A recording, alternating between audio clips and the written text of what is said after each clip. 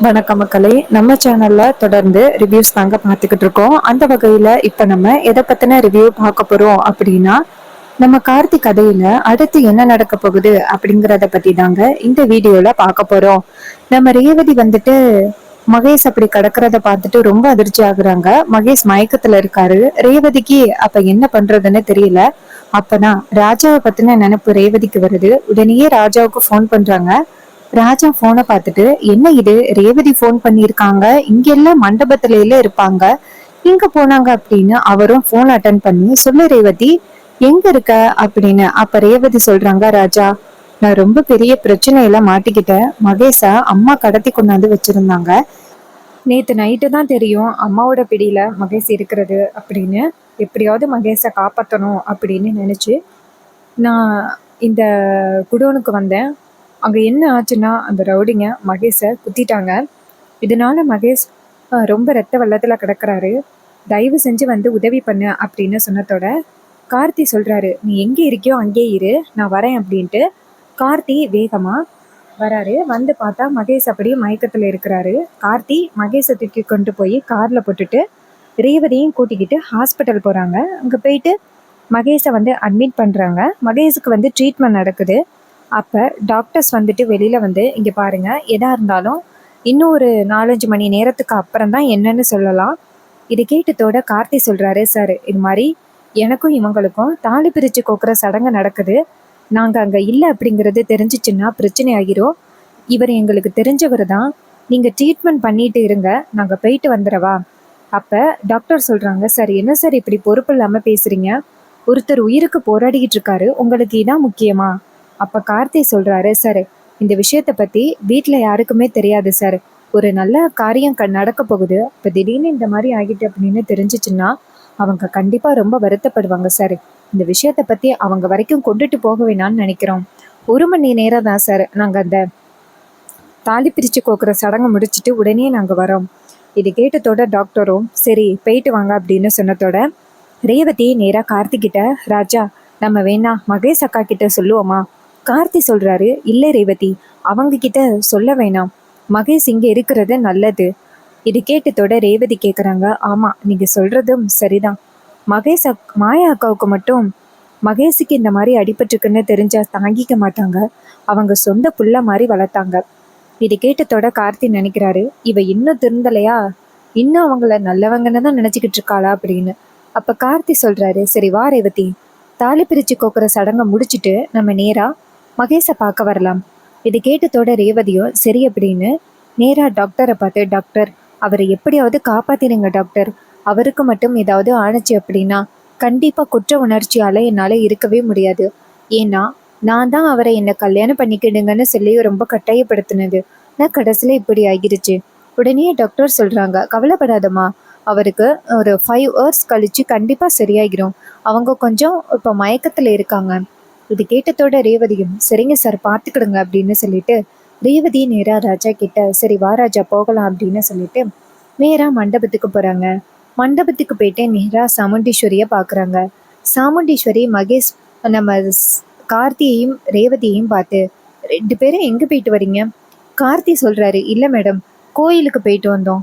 சாமுண்டீஸ்வரி சொல்கிறாங்க, அப்படியா மாப்பிள்ள, சரி மண்டபத்துக்குள்ளே போங்க, எல்லாரும் உங்களுக்காக காத்துக்கிட்டு இருக்காங்க. ரேவதியும் சரிம்மா அப்படின்னு சொல்லிட்டு மண்டபத்துக்குள்ளே வராங்க. கார்த்தி ரேவதியை பார்த்து, ரேவதி அங்கே நடந்த விஷயத்த இப்போதைக்கு யாருக்கிட்டையும் சொல்ல வேணாம், சூழ்நிலை பொறுத்து நம்ம சொல்லிக்கலாம். ரேவதியும் சரி அப்படின்னு சொல்லிட்டு போகிறாங்க. ரேவதிக்கு வந்து மேக்கப் பண்ணி விடுறாங்க. அப்போதான் ரோகிணி கேட்குறாங்க, ரேவதி இது மாதிரி இந்த தாலி பிரித்து கோக்குற சடங்குக்கு எப்படி நீ உடனே ஒத்துக்கிட்ட? அதான் உனக்கு இந்த சடங்கு பிடிக்கலையே. ரேவதி சொல்கிறாங்க, அக்கா என்ன பண்ணுறது, எல்லாம் என் தலையெழுத்து, என்ன நடக்கணுமோ அதானே நடக்கும், அதனால தான் எது நடந்தாலும் நடக்கட்டும் அப்படின்னு அது போக்கில் விட்டுட்டேன். இது கேட்டதோட ரோகிணி சொல்கிறாங்க, ரேவதி நான் இப்படி சப்போர்ட் பண்ணி பேசுகிறேன் அப்படின்னு நினைக்காத. என்னை பொறுத்த வரைக்கும் ராஜா ஒன்றும் கெட்டவர் மாதிரி தெரியல, அவர் நல்லவர் மாதிரி தான் தெரிகிறாரு. அப்போ ரேவதி ரோகிணியை பார்த்து, என்ன ரோகிணி அம்மா கூட நீயும் சேர்ந்துக்கிட்டியா? ரோகிணி சொல்கிறாங்க, என்ன ரேவதி இப்படி சொல்கிற, இங்கே பாரு யாருக்கிட்டையும் சொல்லாத ரகசியம் ஒன்று சொல்கிறேன் அப்படின்னு. அப்போ ரேவதி கேட்குறாங்க, என்ன சொல்லு. அப்போ ரோகிணி சொல்றாங்க, அன்னைக்கு எனக்கு பிளட் கொடுத்தது யாரு தெரியுமா? நம்ம பரமேஸ்வரி பாட்டி தான். கூட்டிட்டு வந்ததே ராஜா தான். ராஜா மட்டும் சரியான நேரத்துல பாட்டியை கூட்டிட்டு வராம இருந்திருந்தா இந்நேரம் நான் உயிரோடவே இருந்திருக்க மாட்டேன் தெரியுமா? அவரு ரொம்ப நல்லவர் தான் ரேவதி. நான் புரிஞ்சுக்கிட்ட மாதிரி கண்டிப்பா நீயும் ஒரு நாள் புரிஞ்சுப்ப. அப்ப ரேவதி சொல்றாங்க, அக்கா, ஒரு சில விஷயங்கள் அவர் இப்படி பண்ணதுனால உங்களுக்கு நல்லவர் மாதிரி தெரியலாம். ஆனா என்ன பொறுத்த வரைக்கும் அவரு என்னோட விருப்பம் இல்லாம இங்க பாரு இந்த தாலியை கட்டி இருக்காரு. இன்னைக்கு வரைக்கும் எனக்கு விருப்பம் இல்லாம தான் இருக்கிறேன். அப்படி இருக்கும் பொழுது என்னால எப்படிக்கா அவர் கூட வாழ முடியும்? இங்க பாருக்கா, உனக்கு வேணும்னா பிடிச்சிருக்கலாம், ஆனா எனக்கு பிடிக்கலக்கா, இந்த கல்யாணமே எனக்கு பிடிக்கல அப்படின்னு. அப்ப ரோகிணி கேக்குறாங்க, அப்புறம் ஏண்டி இந்த தாலி பிரிச்சு கோக்குற சடங்குக்கு ஒத்துக்கிட்ட? ரேவதி சொல்றாங்க, வேற என்னக்கா பண்றது? அம்மாவோட விருப்பத்துக்கு எதிரா ஏதாவது பேசினா நடக்குமா? அம்மாவோட விருப்பம் மட்டும்தான் நிறைவேறும். அதனால நம்மளால எதுவும் சொல்ல முடியாதுல்ல. இதை கேட்டதோட ரோகிணி கேக்குறாங்க, சரி ரேவதி, ஆனா கவலைப்படாத, அவரை கண்டிப்பா நீ புரிஞ்சு பண்ணி, எனக்கு நம்பிக்கை இருக்கு உன் லைஃப் நல்லா இருக்கும். இதை கேட்டதோட ரேவதியும் சரிக்கா அப்படின்னு சொல்றாங்க. அப்புறமா ரேவதியை கூட்டிட்டு போயிட்டு உட்கார வைக்கிறாங்க. அப்ப நம்ம சாமுண்டீஸ்வரி இதை பார்த்துட்டு அந்த மகேஷை கூட்டிட்டு வரதுக்கு சரியான நேரம் இதுதான் அப்படின்ட்டு சாமுண்டீஸ்வரி நேரா மகேஷ் இது கட்டி போட்டு வச்சிருக்கிற இடத்துக்கு போறாங்க. அங்க போய் பார்த்தா மகேஷை காணும். அதை பார்த்ததோட சாமுண்டீஸ்வரிக்கு அதிர்ச்சி. சாமுண்டீஸ்வரி பார்த்துட்டு எங்க போனா இவன் அப்படின்னு ரவுடிகளுக்கு ஃபோன் பண்ணா அவனுங்களும் ஃபோனை எடுக்கல. சாமுண்டீஸ்வரி இதை பார்த்துட்டு, என்ன இது, இந்த மகேஷ் எங்க போனா, இவனுங்களும் எங்க போனானுங்க, வேற ஏதாவது நடந்திருக்குமோ, ஒருவேளை அந்த மாயா தான் கூட்டிட்டு போயிருப்பாளோ, சரி மாயாவை போய் பார்க்கலாம் அப்படின்ட்டு நேரா மாயா வீட்டுக்கு வராங்க. மாயா சாமுண்டீஸ்வரியை பார்த்ததோட ஷாக் ஆகி, வாங்க மேடம். சாமுண்டீஸ்வரி கேட்குறாங்க, இங்க பாரு, அந்த மகேஷ் வந்துட்டானா இல்லையா? மாயா சொல்றாங்க, என்ன மேடம், அநியாயமா இருக்கு, நீங்களே கடத்தி வச்சுக்கிட்டு வந்துட்டானா அப்படின்னு கேக்குறீங்க. அப்ப சாமுண்டீஸ்வரி சொல்றாங்க, இங்க பாரு, நான் கடத்தி வச்சிருக்கேன் அப்படின்னு உங்ககிட்ட யாரு சொன்னது? எனக்கு வேற வேலை இல்லைன்னு நினைச்சிட்டு இருக்கியா? இங்க பாரு, இது மாதிரி பாவம் என் பொண்ணு, நீங்க 2 பேரும் நல்லவங்கன்னு தப்பா நினைச்சுக்கிட்டு இருக்கா. மரியாதையா உனக்கும் அந்த மகேஷுக்கும் என்ன தொடர்பு இருக்கு அப்படிங்கிறத இன்னைக்கே சொல்லிடு. இல்லைன்னு வச்சுக்க, அப்புறம் அந்த மகேஷ் எப்படி காணாம போனா அப்படிங்கிறது எனக்கு தெரியாது, ஆனா நீயும் காணாம போயிருவ. இது கேட்டதோட பயப்பட ஆரம்பிக்கிறாங்க மாயா. உடனே சாமுண்டீஸ்வரி சொல்றாங்க, இங்க பாரு, உனக்கு இன்னும் 1/2 மணி நேரம் டைம் கொடுக்குறேன், அதுக்குள்ளேயும் நீ மட்டும் மண்டபத்துல உண்மையை சொல்லாம இருந்தா அப்புறம் அவ்வளவுதான் அப்படின்னு சொன்னதோட மாயா ஷாக் ஆகுறாங்க. அப்புறமா சாமுண்டீஸ்வரி அந்த இடத்துல இருந்து போனதோட அப்பதான் மாயா நினைக்கிறாங்க, அப்ப மகேஷ் எங்க தான் போயிருப்பாரு அப்படின்னு. மாயாவுக்கே அப்பதான் சந்தேகம் வர ஆரம்பிக்குது. இன்னொரு பக்கம் சாமுண்டீஸ்வரி நேரா மண்டபத்துக்கு போறாங்க. அங்க போயிட்டு தாலி பிரிச்சு கோக்குற சடங்குக்கு ரெடியா இருக்காங்க. அப்பதான் சாமுண்டீஸ்வரி நினைக்கிறாங்க, இந்த மகேஷ் எங்க போனான்னு தெரியல, ஆனா மாயா கண்டிப்பா உண்மையை சொல்லிதான் ஆகணும் அப்படின்னு. இன்னொரு பக்கம் நம்ம சாமுண்டீஸ்வரி ஏற்பாடுகள் எல்லாத்தையுமே சிறப்பா பண்றாங்க. கார்த்தி மேடையில உட்கார்றாரு. ஆனா மாயாவை இன்னும் காணோம். அப்ப சாமுண்டீஸ்வரி நினைக்கிறாங்க, இந்த மாயா எங்க போனா அப்படின்னு. அப்பதான் மாயா அங்க வராங்க. மாயாவை பார்த்ததோட சாமுண்டீஸ்வரி மாயா கிட்ட போயிட்டு, இப்போ என் பொண்ணு கிட்ட போயிட்டு உண்மையை சொல்லு. அதுக்கு அந்த மாயா சொல்றாங்க, இங்க பாருங்க மேடம், நான் உண்மையை சொல்ல முடியாது. நான் எதுக்கு சொல்லணும்? நீங்க தான் மகேஷை கடத்தி வச்சிருக்கீங்கன்னு எனக்கு நல்லா தெரியும். மகேஷை மரியாதையா ரிலீஸ் பண்ணுங்க.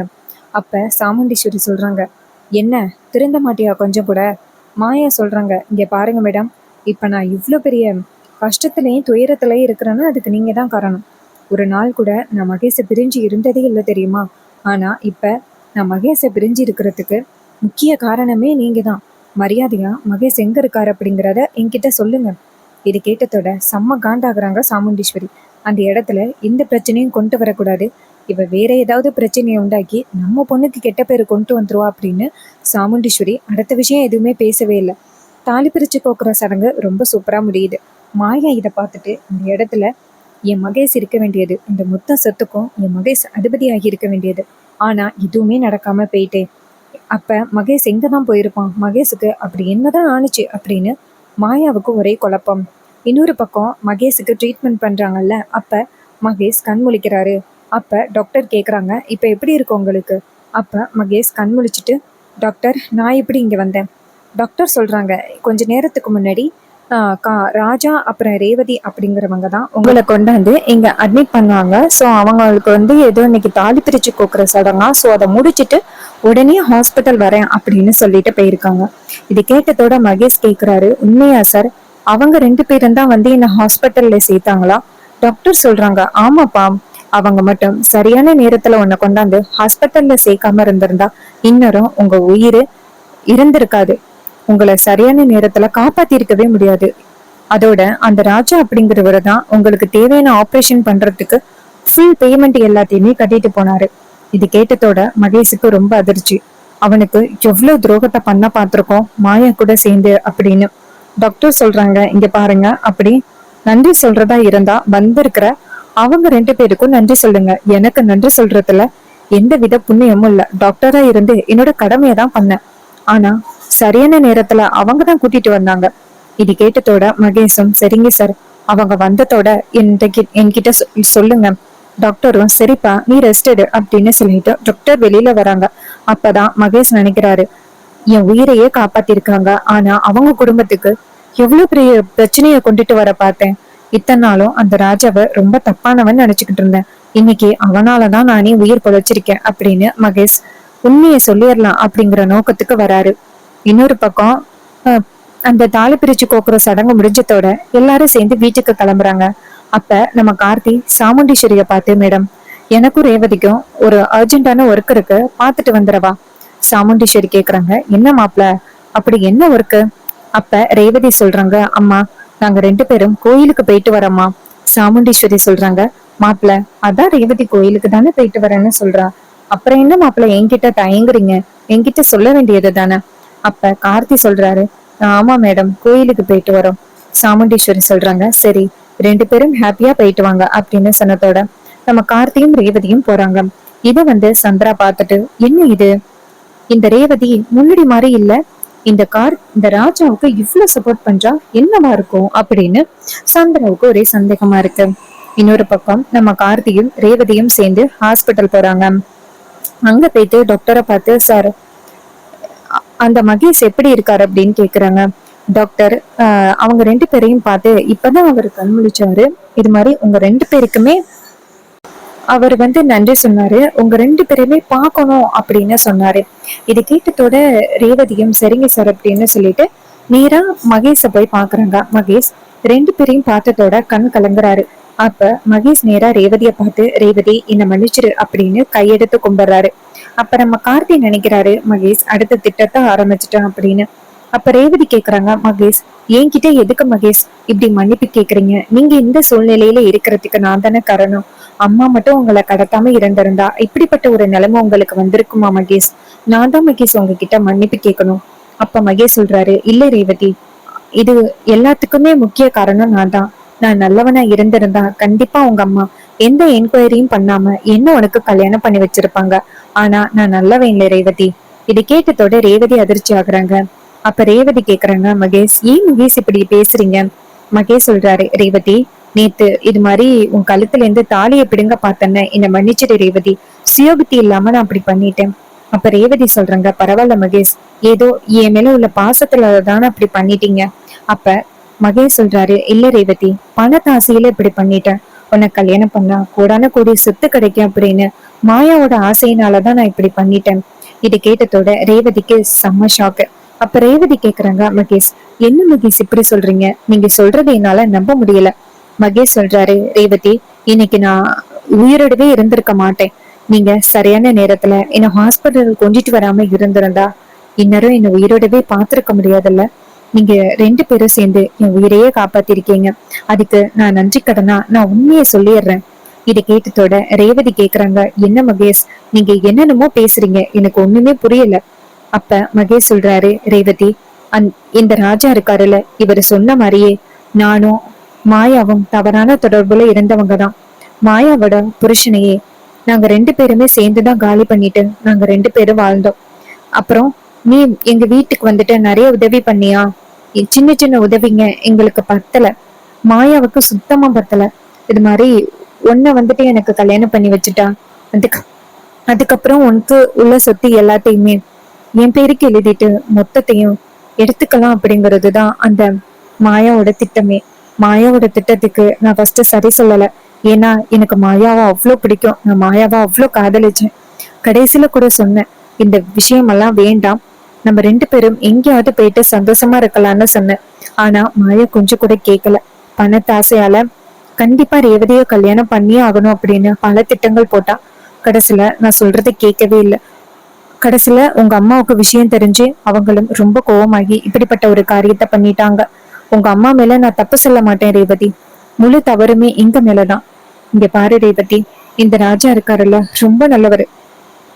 எப்படியாவது உன் லைஃப காப்பாத்தணும் அப்படின்னு பல விதத்துல போராடி இருக்காரு. அவரு ஒன்னும் உன்னை திட்டம் போட்டு கல்யாணம் பண்ணல. இது மாதிரி உன்னை காப்பாத்தணும் அப்படிங்கறதுக்காகவும் உங்க அம்மாவோட கௌரவத்துக்காகவும் மட்டும்தான் அவர் இந்த கல்யாணத்துக்கே ஒத்துக்கிட்டாரு. நீ கூடிய சீக்கிரம் அவரை புரிஞ்சுக்கிட்டு சந்தோஷமா வாழு ரேவதி அவர் கூட. ரேவதிக்கு இதையெல்லாம் கேட்டதோட ரொம்ப அதிர்ச்சி ஆகுது. அப்ப ரேவதி மகேஷை பார்த்துட்டு, மகேஷ், எனக்கு என்ன சொல்றதுன்னு தெரியல மகேஷ் அப்படின்னு சொல்லிட்டு வெளியில வராங்க. அப்ப நம்ம கார்த்தி நேரா மகேஷை பார்த்துட்டு, பரவாயில்ல, கடைசி நேரத்துலயாவது உண்மையை சொல்லணும் அப்படின்னு தோணுச்சுல்ல, ரொம்ப நன்றி. அப்ப மகேஷ் சொல்றாரு, சார், என் உயிரையே நீங்க காப்பாத்திருக்கீங்க, இதுக்காக நான் உண்மையை சொல்ல மாட்டேனா சார். அப்ப கார்த்தி சொல்றாரு, சரி, இந்த விஷயத்த பத்தி மாயாவுக்கு தெரிஞ்சிச்சுன்னா உங்களுக்கு பிரச்சனையாச்சே.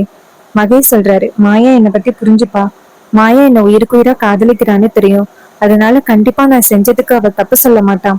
இது கேட்டதோட கார்த்தியும், சரி, நீங்க உங்களோட ஹெல்த்தை பாத்துக்கோங்க, உங்களுக்கு அடுத்தடுத்து என்ன வேணும்னாலும் நான் ரெடி பண்ணி கொடுக்குறேன். மகேஷ் சொல்றாரு, சரி, இந்த மாதிரி ஒரு நல்ல மனசு யாருக்கு வரும்? உங்களுக்கு நான் இது வரைக்கும் நல்லது பண்ணதே கிடையாது. எப்படியாவது உங்களை அவமானப்படுத்தணும், உங்களை இந்த இடத்தை விட்டு துரத்தணும் அப்படின்னு தான் மாயா கூட சேர்ந்து பல திட்டங்கள் போட்டேன். ஆனா நீங்க எனக்கு உதவி பண்றது ரொம்ப நன்றி சார் அப்படின்னு கார்த்தி சொல்றாரு. சரி, பரவாயில்ல அப்படின்னு சொல்லிட்டு, உங்களுக்கு மாயா கூட தானே சேர்ந்து வாழணும்னு ஆசையா இருக்கு, உங்களுக்கு நான் வேலை ஏற்பாடு பண்ணி கொடுக்குறேன், நீங்க மாயாவோட சேர்ந்து சென்னையில உங்க லைஃப ஸ்டார்ட் பண்ணுங்க. இது கேட்டதோட மகேஷ் கார்த்தியை பார்த்து ரொம்ப நன்றி சார் அப்படின்னு சொல்றாங்க. அப்புறமா கார்த்தி வெளியில வந்ததோட ரேவதி நேரா கார்த்தி கிட்ட கையெடுத்து கும்பிட்டு என்ன மன்னிச்சிருங்க அப்படின்னு சொல்ல, கார்த்தி கேக்குறாரு, என்ன ரேவதி இது? அப்ப ரேவதி சொல்றாங்க, இல்ல, மாயாவும் அந்த மகேஷும் தவறான தொடர்புல உள்ளவங்க அப்படின்னு நீங்க பல விதத்துல என்கிட்ட சொல்லி என் லைஃப காப்பாத்துறதுக்கு ரொம்ப முயற்சி பண்ணீங்க. ஆனா நான் கேட்பார பேச்சை கேட்டு உங்களை ரொம்ப கெட்டவங்கன்னு நினைச்சு நானே கன்ஃபார்ம் பண்ணி உங்களை ரொம்ப அவமானப்படுத்திட்டேன். ஒவ்வொரு முறையும் உங்களை ரொம்ப அசிங்கமா பேசிட்டேன், என்னை மன்னிச்சிருங்க. இது கேட்டதோட கார்த்தி சொல்றாரு, பரவாயில்ல ரேவதி, புரிதல் இல்லாததுனால தானே நீங்க இப்படி பேசுனீங்க, புரிஞ்சுக்கிட்டு இருந்தீங்கன்னா கண்டிப்பா இப்படி பேசிருக்க மாட்டீங்கல்ல. என்னை பொறுத்த வரைக்கும் உங்க மேல தப்பு இல்லை அப்படின்னு தான் சொல்லுவேன். உங்களுக்கு தெரிஞ்சதை வச்சுதான் இப்படி கன்ஃபார்ம் பண்ணிருக்கீங்க. சரி விடுங்க, ஆனா ஒண்ணு புரிஞ்சுக்கோங்க, உங்க அம்மா உங்களுக்கு ஒரு நல்ல லைஃப் தான் அமைச்சு கொடுத்துருக்காங்க, சரியா? இது கேட்டதோட ரேவதியும் சரி அப்படிங்கிறாங்க. சோ இந்த கதை உங்களுக்கு பிடிச்சிருந்துச்சு அப்படின்னா இந்த வீடியோவுக்கு மறக்காம லைக் பண்ணிக்கோங்க. நம்ம சேனலை சப்ஸ்கிரைப் பண்ணிட்டு பக்கத்துல உள்ள பெல் ஐக்கானையும் கிளிக் பண்ணி ஆல்னு செட் பண்ணிக்கோங்க. அப்பதாங்க அடுத்தடுத்து வீடியோஸ் போடும் பொழுது தொடர்ச்சியா உங்களுக்கு நோட்டிபிகேஷன் வரும். பார்க்கலாம். தேங்க்ஸ் ஃபார் வாட்சிங்.